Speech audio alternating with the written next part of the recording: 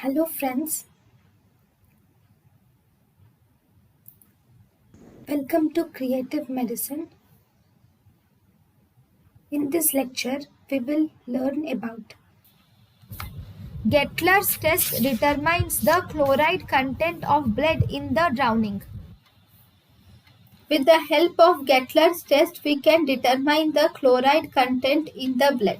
So if you see about the chloride content in the blood, so first you will have in fresh water drowning. So we will have to see the chloride content in the right side of the heart and in the left side of the heart.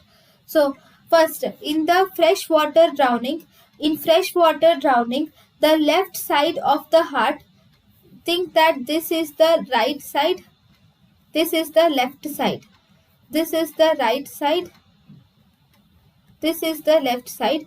So in the right side of the heart, in freshwater drowning, so left side of the heart will receive hyperdiluted blood. Here there will be more diluted blood, so there will be decreased osmolarity. So chloride content is more on the right side. So the chloride content is more on the right side in freshwater drowning. This is seen in freshwater drowning.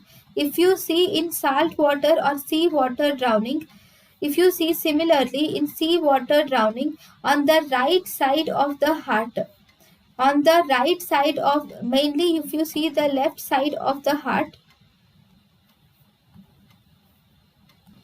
mainly this is the right side, this is the left side. In sea water drowning, the left side of the heart will be hyper concentrated, it will be more concentrated. So it is more concentrated in the left side of the heart and less concentrated in the right side of the heart. So with the help of this chloride content of blood, we can detect whether it is fresh water or sea water drowning.